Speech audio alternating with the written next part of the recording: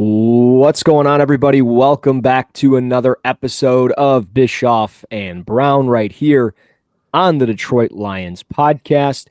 Changing up the intro a little bit there. The video went first. Normally I go first, then the intro, and then I come back. But we're all good. It's all good. We are back off a bye week. If you missed last week's episode, we just kind of talked briefly about the win over the Bucs and what we're feeling into the bye week. We'll get into how we feel post bye week here. But before we do, Scott, my man, how the hell are you? I'm good. How are you? Whatever. I'm good.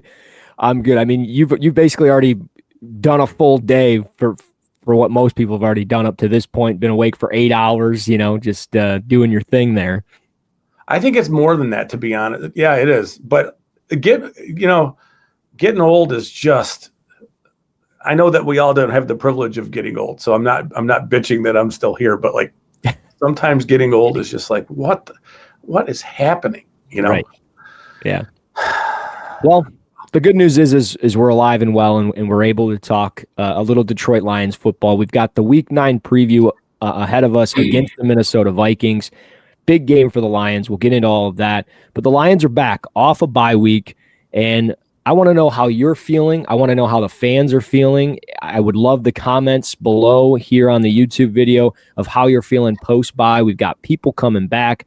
Practice windows are opening for players like Malcolm Rodriguez. We could see DJ Reed back in a few weeks. We've seen Terrion Arnold practice a little bit. So a lot of good things coming through this week of practice off the bye. But how are you feeling coming off the bye? I've been walking a little bit, so I'm fine. I'm doing good. How are you feeling? You good? I'm good. Ready to roll? I'm ready to roll. Let's get to the second half of the season. We kind of talked about it last week in the episode. Kind of looking ahead, but not going into too much detail. Yeah. This is a big game, big opportunity for the Lions to really, I don't want to say seize the NFC North or anything like that, but it's an opportunity to really make a stamp on the division. Because you're going to get the Vikings with J.J. McCarthy coming back. They're banged up front, though, with Brian O'Neill and Christian Darrisaw and a bunch of guys banged up. But you are getting people back, and you're getting Aiden Hutchinson off a $180 million contract extension, which I think is obviously well-deserved. I don't care that he's making more money than Myles Garrett. I don't care about any of that stuff. We knew that was coming. And it is what it is. Yeah. I love the deal. I love that they're bringing back their talent. And I think that this is a spot for the Lions to really just make that statement of, hey, we are still the team in the NFC North. We understand that the Packers are playing well. We haven't beaten them yet this year, but we're going to take care of everybody else, and we'll worry about the Packers when we get to Thanksgiving. I don't know if anybody else is feeling that way, but that's how I'm feeling going into this thing. And I would love to see the offense really execute this week and show that, hey, We've gotten our own way a little bit. We've stumbled a little bit at times, but we're going to be all right, and we're going to really right the ship this week against Minnesota. That's exactly how I would put the whole thing at this point. Jumping post bye is I want to see. I think the defense will. I'm more. We talked about the Tampa Bay matchup, and the defense just was ridiculous in that game. So having DJ Reed return and Brian Branch return this week, right? I'm not sure Kirby Joseph's going to play. I don't know yet, but yeah. You're going to return those three and Terrion Arnold at some point soon. I think the defense is going to look different than we have seen it in years, as far as being able to disguise things, change their coverages. Instead of leaving hey, you're playing man, you're on an island, good luck. If you give up 180 and 2 touchdowns to a receiver, we're cool with it. I'm not sure Kelvin Shepard's. I'm not sure he's cool with that, right? So, so the Tampa Bay matchup was very heartening for that from that standpoint. So to me, I want to see the offense get rolling, and get into this next group of games where. I'm not saying you're looking past Minnesota, because every single Sunday you better bring your, the Lions are a good enough team that they should be able to play a B-level game in this matchup and be comfortable. Yeah. But you are traveling to Philadelphia in a few weeks, and the offense needs to be rolling going into that matchup. You play the Rams in, I want to say 6 weeks range. Mm-hmm. So, let's, I suppose, just to use a metaphor, let's get the train rolling down the tracks and try to get back into where they were towards the end of last year, where I felt the offense did a great job on first down, staying in really good down and distance, which opened up the playbook on third downs. And I know a lot of people are talking about third downs being one of their issues right now, and I think that's true, but I wonder how much of that is, potentially a first down issue tied to third down. Regardless, the overarching point is that I want to see the offense get rolling. Yeah, and they can do that this week against Minnesota. Now, I don't love the matchup against Justin Jefferson and Addison, and I think their defense can confuse McCarthy and make him, do some things that maybe he'll regret or things that he'll want back. Yeah. But, this should be a game where they should be able to put up some points and get feeling good about themselves. And, that's the hope, right? So, I guess that's where I am with it. I'm with you. As we jump into the preview, and I think the thing with JJ is like, my whole feeling is he hasn't played horrible. I mean, that first game where he, took over in the fourth quarter is really encouraging for obviously the Vikings, but it's only been a 2-game sample size. Like, it's really hard to say what he is or what he's going to be. There's obviously potential for him to be very good and all of that stuff. And the weapons are there, like you said, Addison and JJ. But to your point, the Lions are going to make things confusing. They're going to show different looks on defense and then drop into something completely different. And they've been doing that a lot as of late, and they've been doing a really good job with it. So I think it showed against Baker Mayfield, who has been playing some of his best football in his career in Tampa, specifically this year, and they made it life hell for him on that game. And I think that could be some of the same here, because I think it's interesting. 8.5-point favorites are the Lions in this game, which I found very odd from Vegas setting that line at 8.5. Divisional game, and you look at some of the data, like I was pulling that up while you were talking about how we're feeling off the bye week, and this is the biggest line the Vikings have faced since they were 13-point underdogs since the Mike Zimmer era, and that was when Sean Mannion was the starting quarterback, and he was in Lambeau in January of 2022. So it's been some time, and I mean this is just really something. And I think when you look at this, like I know they're coming off a 27-point loss to the Chargers, but I think this is like, for the betting people out there, I don't know if I would touch the 8.5. It's a divisional game. I'm with you. But I think the Chargers thing was a lot about who they were missing up front. Like I don't think you had O'Neal. You didn't have Darrisaw on that game. I think you're getting both those guys back. We are recording this at just before noon on Friday. So as of yesterday, I think, now correct me if I'm wrong, O'Neal was limited. Darrisaw was a full participant in practice. Like those are huge pieces coming back for their offense. Yeah. For their ability to pass protect. Obviously, Wentz looked, it was awful last week. Yeah. The pressure that he was under and the physicality he faced. But I'm with you. That 8.5 feels super weird. It does. It is, because you look at with Kevin O'Connell, he's coached 60 games, and or since the 2022 season. I'm reading an article. So a team, they have gone 37-23 since the 2022 season began. 40 of those 60 games were decided by 8 points or fewer. Yeah. So, like, I don't know, man. Like, I worry about that whole thing for the betting side, but for personal reasons, like, I don't care if they win by a point, just win the game. Yeah. And I think that's where we're all at, is like, just win this game. And even if they get Darrisaw and O'Neal back, or one or the other, I mean, you're still playing against Aiden Hutchinson and Aleem McNeil. And we talked about his presence and how he came back last week. Like, I think there's a lot of just positives with the Lions defense, and there's a lot of question marks and negatives and uncertainty with the Vikings offense, which is probably why this spread is the way it is, and probably why this game may go really just one way and not the other, because the Lions are just so talented across the board. I do think with what we've seen over the last like 5 or 6 games, Minnesota has lost 5 straight to Detroit. And during that time, the Lions have averaged anywhere between 30 to 34 points a game.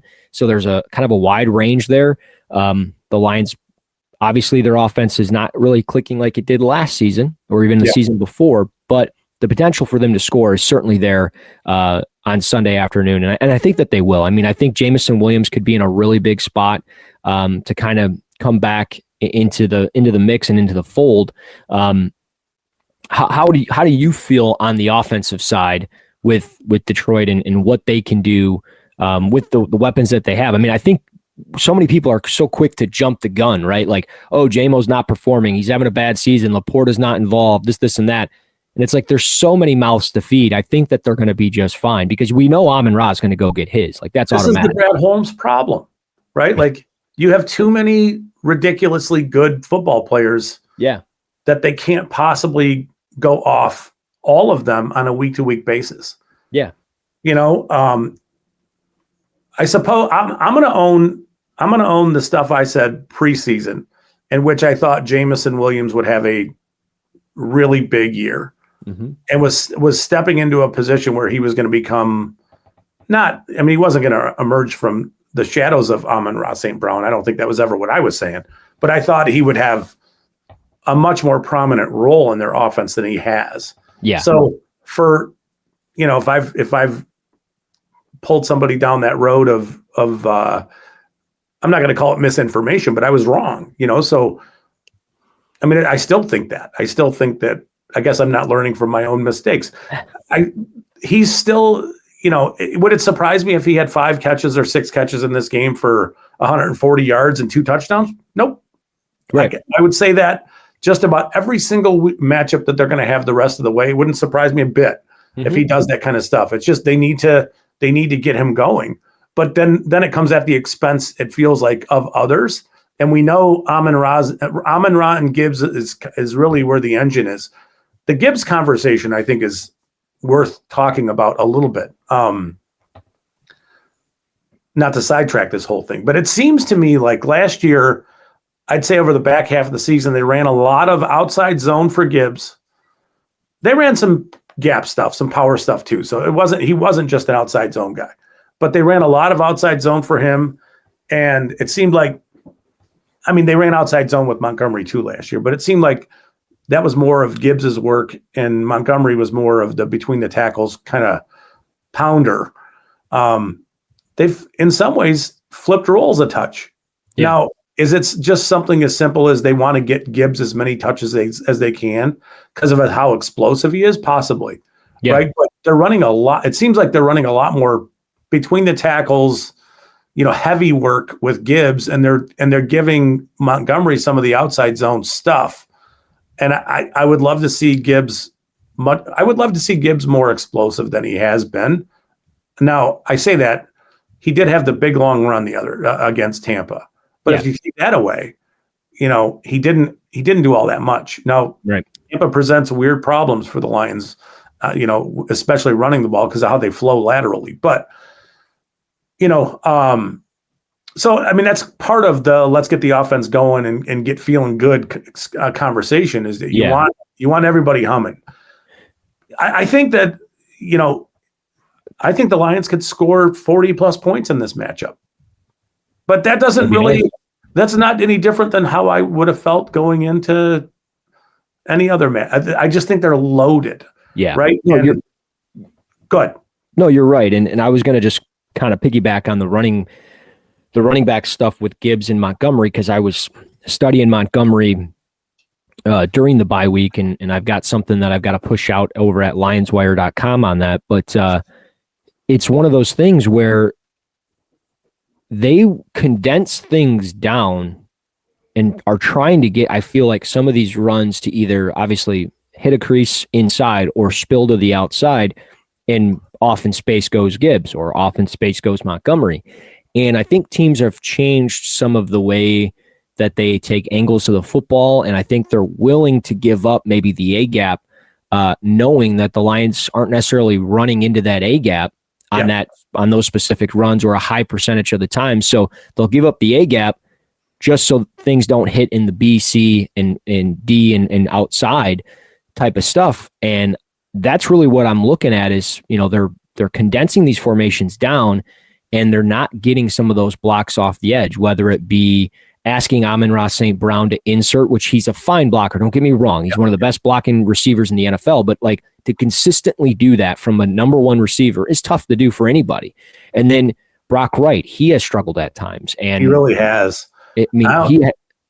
I'm with you. Yes. Yeah, he has struggled. And you're asking Laporta at times to make these same type of blocks, and it's just not always going to happen. And I think Dan Campbell alluded to that on Monday or Tuesday this week, coming off the bye, talking with the media for the first time. Is like, we've had a lot of good opportunities to make big plays happen, but at the same time, we've had a guy miss a block or a guy trip and fall, and we've had a running back make the wrong cut, and we've done a lot of self-inflicted harm to ourselves with our execution is really what he was alluding to. And it's like, I think at some point the run game is really going to become as consistent as it's been at some point, because there's just, to your point, they're loaded and there's too much talent for them not to have it happen.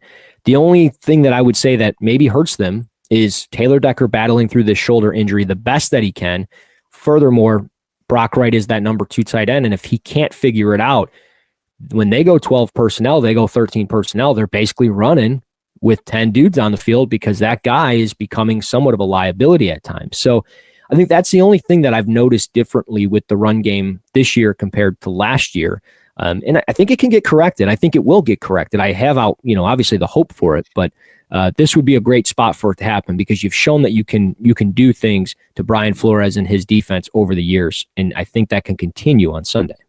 Yeah. And his defense, it's interesting because it seems like that defense has taken a step back this year. Now, maybe situationally, their offense isn't really helping them, it's also possible that the defense might have gotten, I don't want to say old, but some of the pieces of that defense look a little aged, I mean, the Lions are in a position in this matchup where they should be able to do some things on defense to the Minnesota offense that make you feel good about the big picture of it all. Yeah.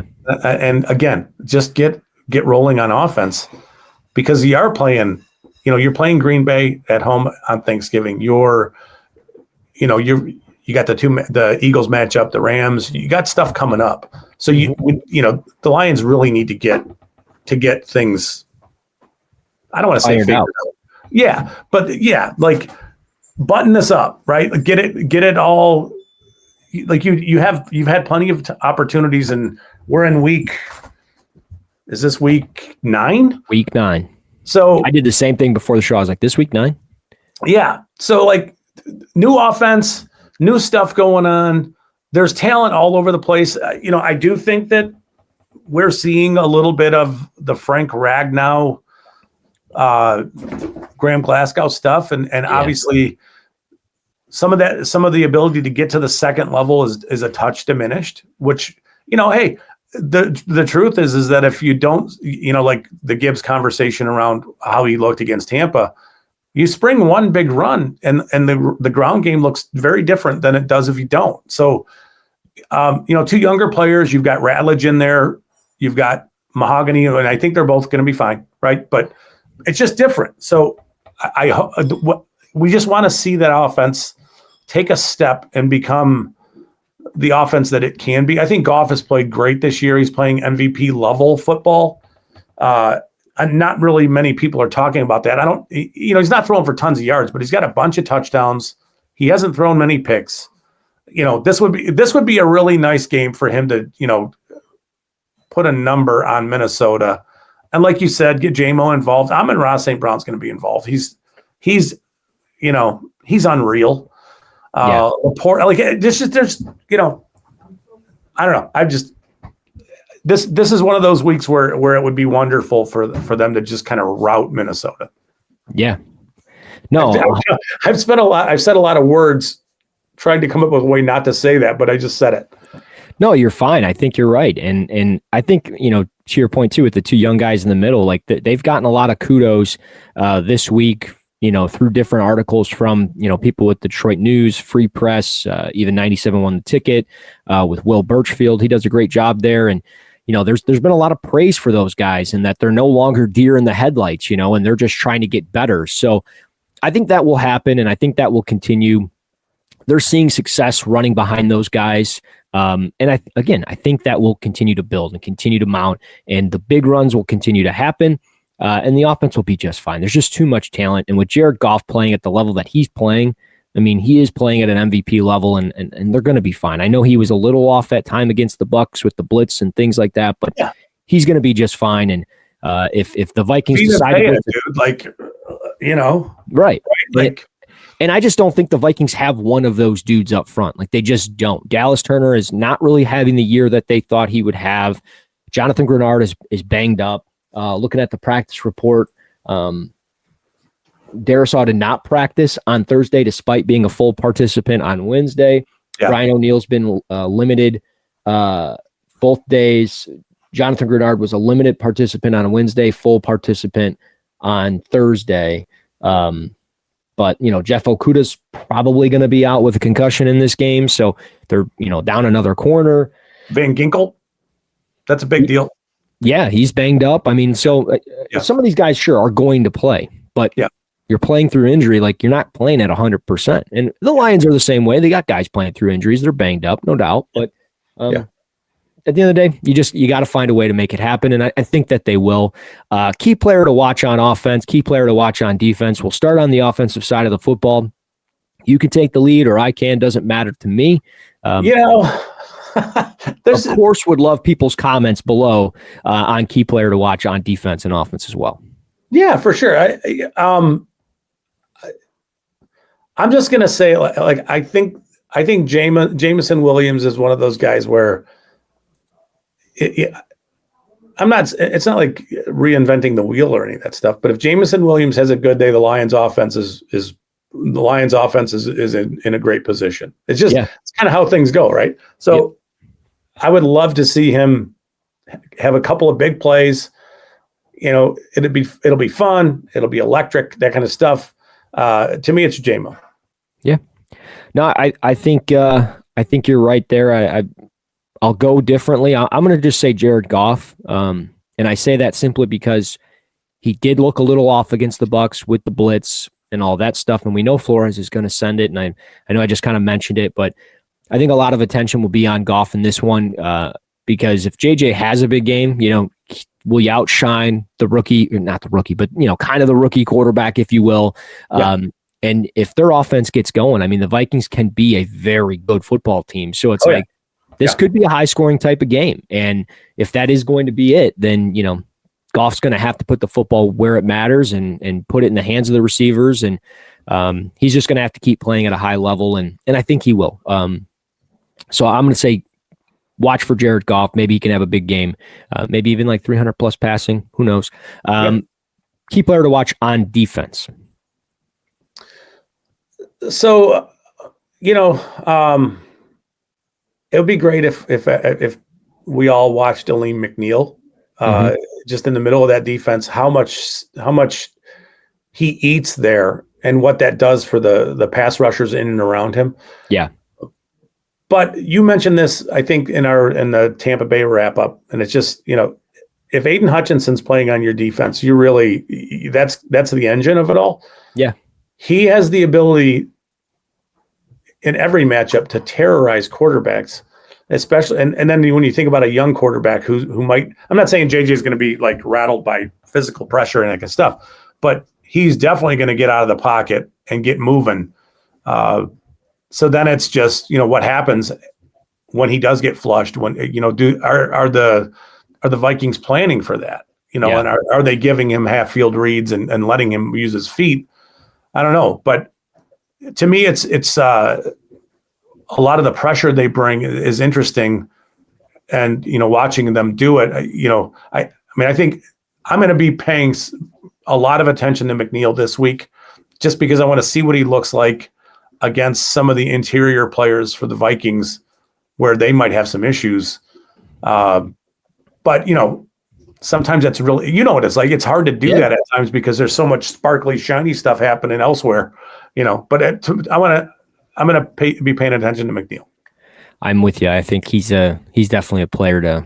I mean, there are always guys to circle, but with him second game back now, it's like, all right, now the Band-Aid's off. We're good. We're the training wheels are off. You've got a game under your belt, another bye, the bye week with practice and those types of things. So I'm with you there. I'm going to say Brian Branch coming off the suspension. Yeah, we've talked about him before on the show, obviously many times, but the secondary looked all right while he wasn't out there, and it was a concern. Like, what are they going to look like without him? And they looked okay. They were physical. They had safeties flying around. I think there's a capability to put him a little bit closer to the line of scrimmage where I think he thrives, and he's due for a big play. He's due for a big game. He's also due for an extension, and that's kind of what's next in the wings for the Lions. Jack Campbell, I think, is 100% coming back. There's no doubt in my mind. Brian Branch, I think he's coming back, but eventually the money's going to run out a little bit. So what does this look like down the line with the extensions that they've got waiting in the wings? But that's later. Now is Brian Branch coming back from the suspension. What can he do? And I think he can really have a big game and make things difficult for JJ McCarthy. If there's anybody going to be jumping in breaking routes and even out breaking routes and those types of things, I think he can be that player. And it wouldn't surprise me if he, at times even carried in man coverage against like a Jordan Addison or something like that. And even TJ Hawkinson. So it's going to be a really interesting matchup. Can't wait to see how it unfolds. That's my key player to watch on offense and defense. That's Scott's key player to watch on offense and defense. I don't really have anything else. You got anything else for me? No, it's almost, I'm not going to say we're at the halfway point because the math doesn't work there, but you're at a point where now it's just build it, put it together and make a run in the postseason. It's a good time to be a Lions fan. They are, it's amazing what Brad Holmes has been able to do. We should all, as Lions fans, we should be comfortable talking about post. Like last year, I was a little uncomfortable talking about it, right? Yeah, it's because you're waiting for the other shoe to drop. But at this point, it's put it all together and build for the playoffs. And that's really all it is. You play good week to week and get things rolling, and just kind of go from there. That's where it is for me. I'm with you. And I think the thing is too, like, this team has not even played remotely close to their best football. They've shown it at times, but every single game they have not put it all together, and they're still being viewed as this top team in the NFC, Super Bowl candidate. And it's just like, imagine what they're going to be like if they put it all together. And I'm fine with them not putting it all together early on. Wait till December, wait till January, and do it then. Yes. And don't let what happened with the Commanders last year or the 49ers the season before. Don't let any of that stuff happen. And we're looking at a team that, is playing the final game of the season. So very exciting stuff. Big game on Sunday against the Vikings. If you're going, have fun, be safe. The line has since moved to 9.5 during the show. So maybe there's some news that came out as far as injuries or something while we've been recording. Don't know. If you're mad about it, feel free to follow us on Twitter or X and blast off at us at Russ NFL Draft and at Bischoff_Scott. Of course, you can rate, review, and subscribe to the Detroit Lions podcast on YouTube, Apple Podcasts, Spotify, and all other podcast platforms. That's all we've got here on Bischoff and Brown for the Week 9 preview against the Vikings. He's Scott Bischoff. I'm Russ Brown. This has been Bischoff and Brown right here on the Detroit Lions podcast.